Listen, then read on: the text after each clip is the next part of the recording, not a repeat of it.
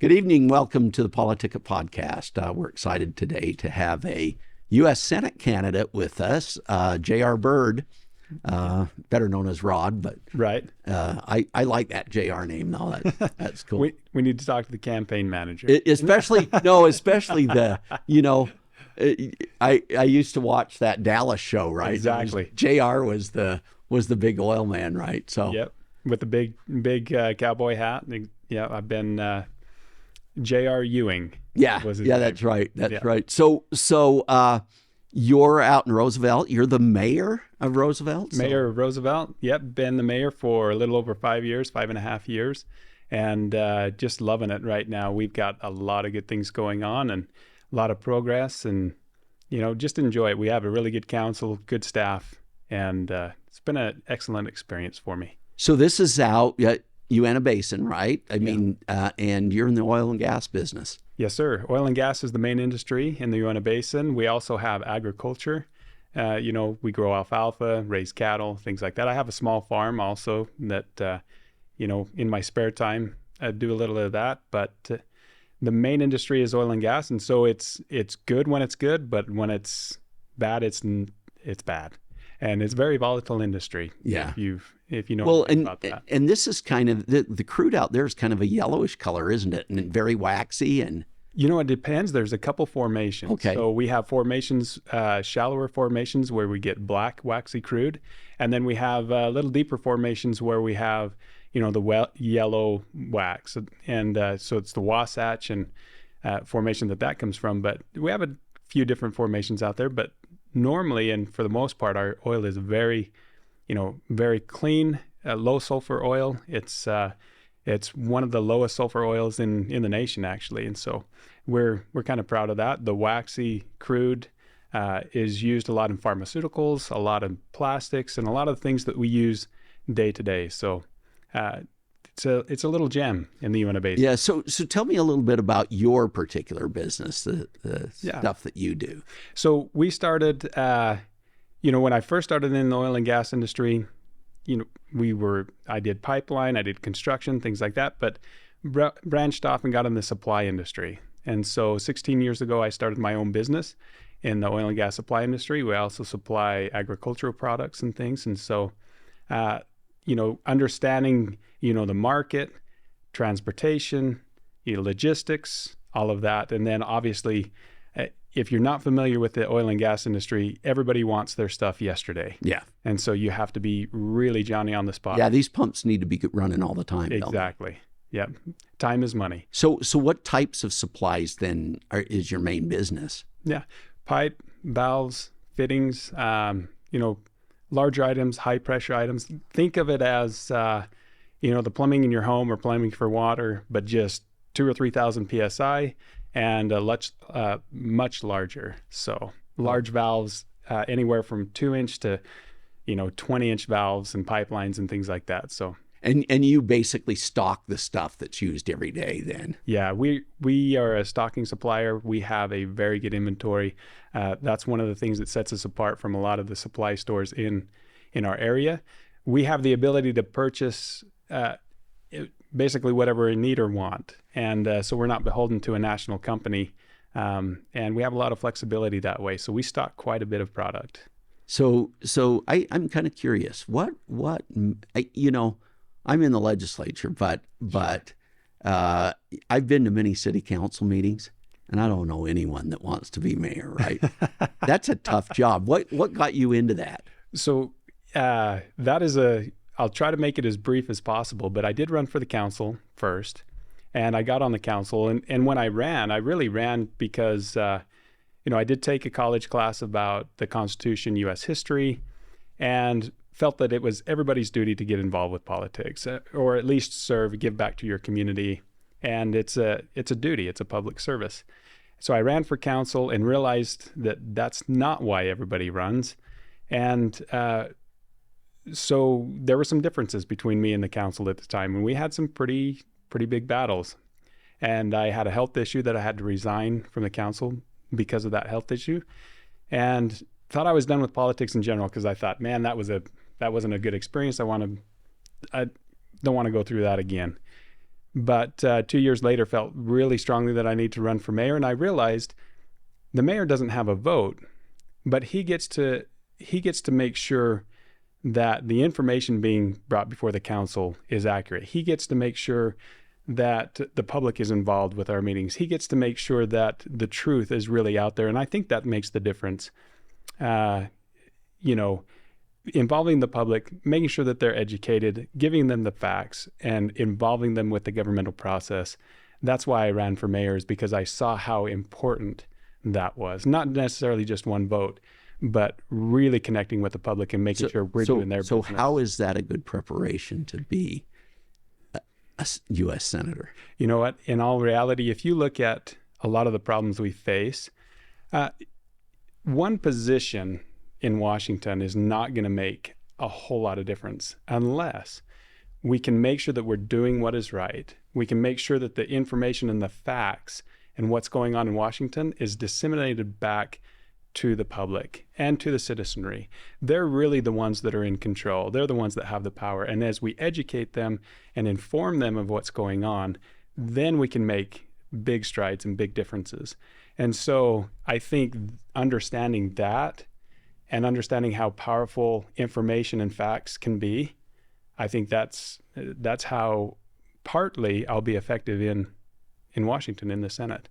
And, Abraham Lincoln said, "Let the people know the facts and the country will be safe." And I truly believe in that.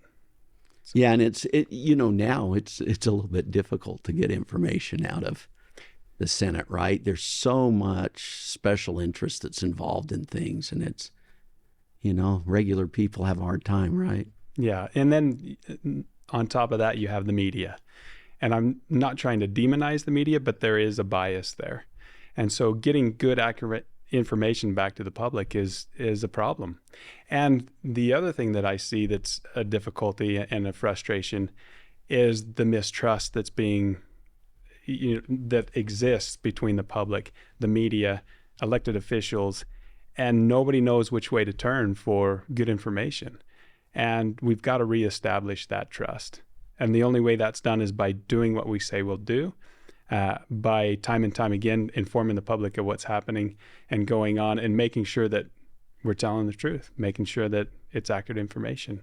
And eventually I believe we will regain that trust. We can regain that trust. So what drives you to be part of that system? Honestly, I can't stand to sit back and watch what's happen. You see the corruption, you see the problems that we face as America. So we have the national debt, we have an open border, we have our energy policies that, in my opinion, are terribly off base. And I can't stand to watch those things happen and not get involved, because there are solutions and they're not that difficult, but they're so politically charged that nobody wants to touch them, because I think most career politicians are risk averse and they want to make sure that they're doing things that'll get them reelected, not doing things that'll actually solve the problem. And that's the problem, really, isn't it? Yeah. So tell me a little bit about energy policy. What are you passionate about with that? That's a good question. So energy in and of itself, we know is tied to our national security. It's tied to, the price we pay at the pump. It's tied to how much we spend in our homes. And one thing that I've really noticed being involved with the energy industry is how destructive it can be when we have a president come in and put a moratorium on drilling on federal lands, for example. And it really, it not only devastates the oil and gas industry, but it also is devastating to the public because of how much more that's costing the public, and how, we can go into more details, but. We'll hold that thought, yeah. Okay? Because I want to take a break, and we'll come back. Okay, sounds good. Thank you. Thanks.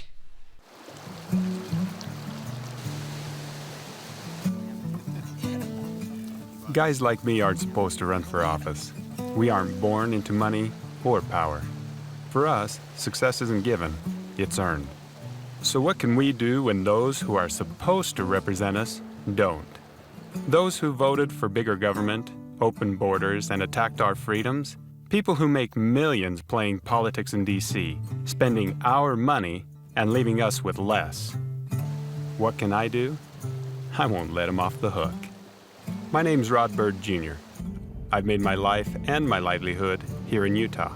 And once again, Republicans voted with liberal Democrats and President Biden, leaving their party and us When I was behind. a kid, my family lost our home in a fire. To get by, we lived in a shed. The only thing career politicians are worried about losing is their next election. My dad taught me the power of hard work, and things got better. I worked construction, welded, and served as a volunteer firefighter. I learned the value of $1 and hard work. Politicians never have. I made my own way with a lot of sweat and sacrifice from my whole family. And when I built my businesses from scratch, I did it here, in Utah. Politicians, they line their pockets in Washington. So we shouldn't be surprised when people who didn't grow up like us, haven't lived with us, don't vote for us. If you believe in limited government, securing our border, guarding American jobs, rescuing our constitutional rights, and putting regular people ahead of special interests, join me. Let's work together for a better future for our children. I'm Rod Bird Jr. It's time America hears from one of us. Welcome back. We're talking to Rod Bird, J.R. Bird, Yep. right? And we were talking about energy policy, and you've been around that for a long time, right? Your family, going way back, was in this area, right? Exactly. Yeah. So what's broken in Washington when it comes to energy policy? Well, and we were just starting to talk about that, but the executive orders, instead of, in my opinion, having a 50 or 60-year energy policy or an energy plan, we have these huge swings when in elections, especially the presidential elections, when we have, for example, Trump.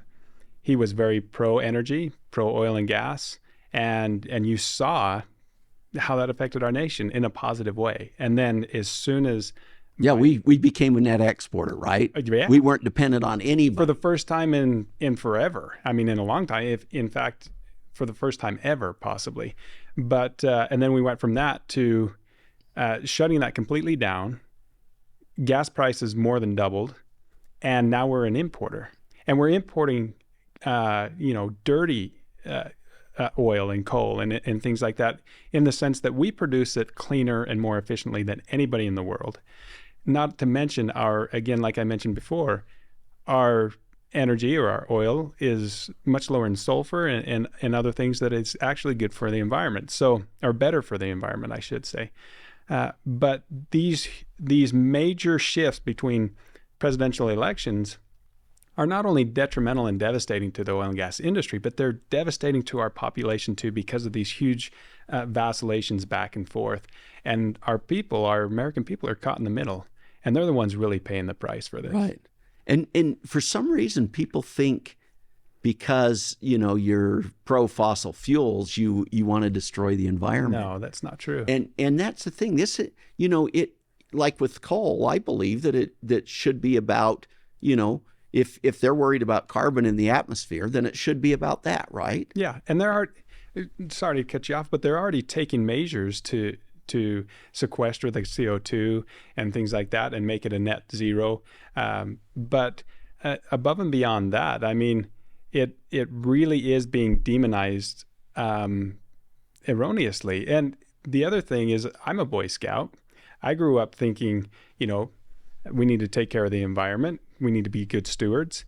And I would invite anybody to come and look at how we do it in the Uinta Basin. We are very conscientious of how we take care of our surroundings, and nobody does it better than us. And so to demonize that, in my mind, is just wrong. That's, and I think the general public, when they go to the gas pump and the prices are twice as much, they say, what are we really doing? Is the environment twice as well off as it was, when the gas prices were half what they are? And I mean, there's debate about that, there's right? Arguments, and we ought to focus on, how do we take care of the needs of the society and then allow allow us to, like you said, go to. And they can coexist, and that's the thing that's not being talked about, is they can coexist, and they do coexist. We can take care of the environment, and we can still produce, these natural resources. And it's really something that I think is not as much tied to climate change as it is to other things, and we could get into that, but I better not. Right. Yeah. That's the difficult question, right? I mean, can we improve the environment without killing off civilization? Absolutely. Right? That's a good question. So tell me about some of the other things you're passionate about. Passionate about, obviously, the budget. The national deficit is a major concern. Oil and gas, energy, just energy in general is a national security issue, but so is the national debt. And it's interesting to me that how far we've gone, and I don't know how much further we can go without it being catastrophic. We've got to get that under control. Almost 34 trillion in debt is immoral. It's wrong. And, I come from a business background. I started my business, one of my first businesses 16 years ago. I understand finances very well. I understand finances on a business side. I understand finances on a government side. And we balance our budget in both. And I do a lot of my own accounting. If I can do it, I'm confident they can do it, because it's not that different. I just think a lot of those issues are politically charged, and nobody wants to touch the budget because they're risk averse. And we have career politicians that are more concerned about being reelected than doing the right thing. You took the words out of my mouth. Yeah. So the budget, that's a big deal, right? I mean, we're approaching $1 trillion in interest payments on the debt that we have, which when you really think about it, the size of our economy and everything else, this is getting dangerous for us. Getting very out of hand. That's more than our national defense budget. And that's a serious issue. That's a serious problem. It's going to take, putting some math to it and things like that. Even if we stopped the bleeding now and we just started paying the national debt off at, $500 billion a year, which is pretty optimistic. That's still 30 some years to actually get us back to net zero. And I think it's okay for a nation to have some debt, but it shouldn't ever exceed 15, 20% of GDP. We're at over 100% of GDP right now. And so it's a serious, serious issue. Yeah. Yeah, we don't, I mean, we could take the money away from every billionaire in the U.S. and not pay that debt. Oh, absolutely. So what are some other hot button issues for you? The other one is obviously the southern border. We absolutely have to secure the border. That's number one. I mean, we have drugs coming across the border. Fentanyl, it's 50 to 100 times more potent than any other opioid. We have China selling those chemicals to the drug cartels in Mexico. They're bringing it across our border, selling it to our people. We're enriching China off of this, and it's a very dangerous situation, and we're killing our people. We need to absolutely secure the border, but we also need immigration reform. I've worked with a lot of people. I've worked with the Spanish community in my area for the last over 7 years, and I understand very well the challenges that they face as far as immigration goes. And it's a quagmire for them, legal or illegal, to get, to actually get their citizenship or green cards and stay here legally. It's kind of a joke, but every time you turn around, you're giving an attorney $5,000, for these people. And so we've got to streamline that process, make it easier for people to get here, good people to get here, but make it much more difficult for people that want to participate in nefarious activities, much more difficult for them to get here. So yeah, it would be nice if we could allow people to get through the front door. Sure, exactly. Right, rather than going around. And it seems like neither party is really very set on fixing this difficult issue. Which blows my mind. So I sat down and I won't tell you who, but I visited with an individual just the other day, and she mentioned to me, she said, nobody's wanting to touch this issue. And I can't figure out why, because it's a common sense issue. And we definitely need legislation in Washington to fix our immigration policy, not only to fund the border and actually secure the border, but to actually, present common sense immigration reform. I went with AFP, Americans for Prosperity, down to the border. We went down to McAllen, Texas, and we were there looking at the border wall that had been built. And the thing that really hit me was we've essentially turned our immigration system over to the cartels. Yeah. And it amazes me that we would do that we would enrich them. In fact, I think they probably make more off human trafficking today than they do off of drug trafficking or anything else, right? Which is a tragedy. And I've heard stories, people that I know personally that have experienced that firsthand. And it's atrocious what's happening on the border and the fact that they are lining their pockets with this. The other thing with the open border policy that the Biden administration has implemented is we're tying up our patrol agents' time. 80% of their time is dealt with administrative matters now and paperwork and everything else versus actually patrolling the border. And it used to be just the opposite. It was, 20% of the time administrative duties, 80% of the time actually physically out on the border, making sure it's secure. And that's just flip-flop. And that's a tragedy. One of the comments that was made by one of the Border Patrol agents when I was down there is that he said, we basically park our trucks in this area because this is where we know they're bringing off. Right. And he says people come across the border, they get in the back of the trucks.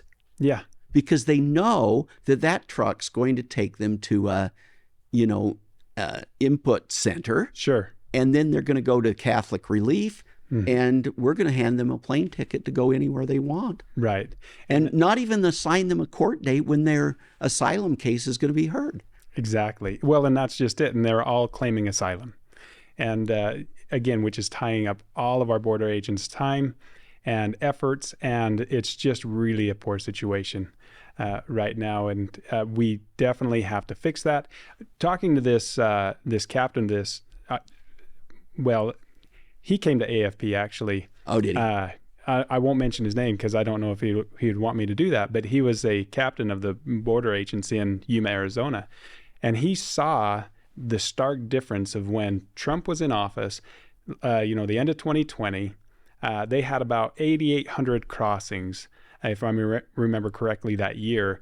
2021, when Biden took over, 114,000 crossings in that area. And this is what we're dealing with as a nation. That's very costly as well to our nation. Yeah, it really is. That is a major issue. That's, what you're talking about to me are really kitchen table issues, right? Issues that people really care about, right. And they talk about them. Right.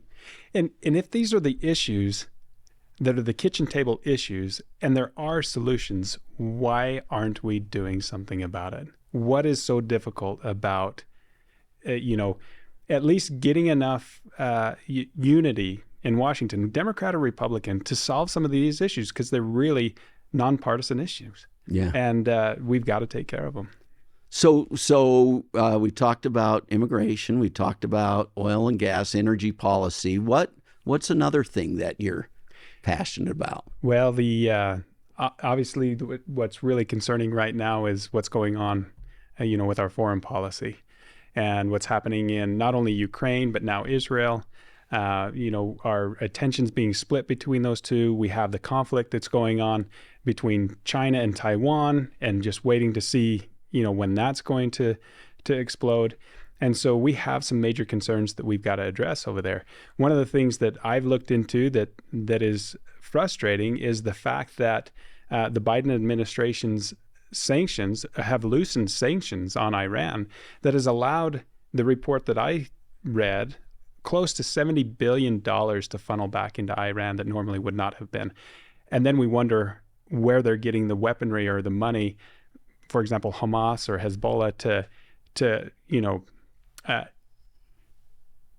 to make these attacks or to go and attack Israel and have the money to do so. And, there was some controversy over the $6 billion for the hostage swap. Right. But in all actuality, that was just, in my mind, the straw that broke the camel's back. Right.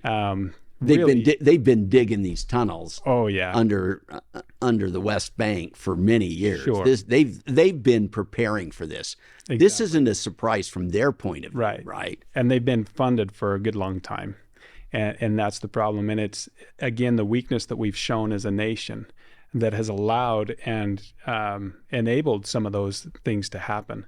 And we've got to be strong. I'm definitely a Reagan Republican, and he's my favorite president. And I was a kid growing up when he was president, and I still remember the way I felt when I would hear him speak.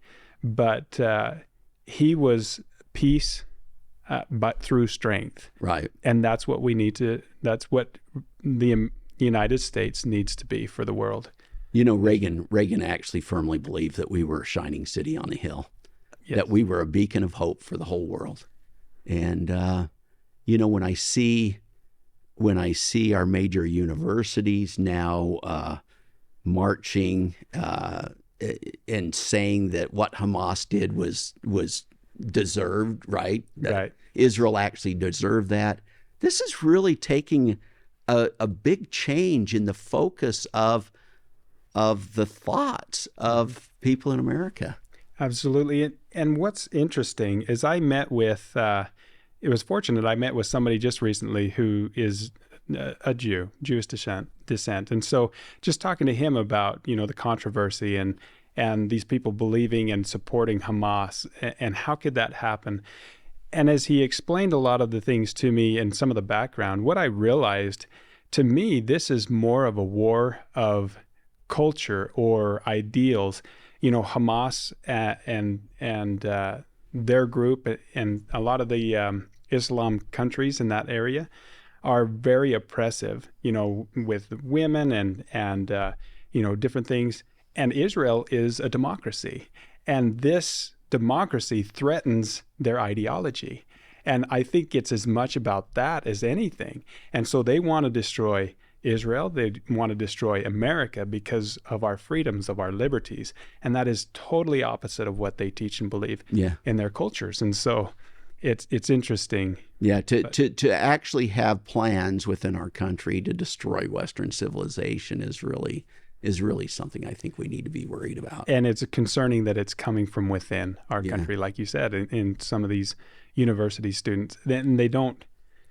It's interesting that they don't see the big picture, in my mind. When I was in college, Reagan was president. I was part of college Republicans, and we had hundreds of kids that were in the college Republicans. I dare you find that many anywhere in the country now, right? At a university, right? It's just it just kind of blows my mind how far we've switched. Sure, and I think part of that I had another conversation with somebody just earlier today, and you look at the Republican Party, you look at the divisiveness and the division between Democrats and Republicans, but then you look at the division between our own party.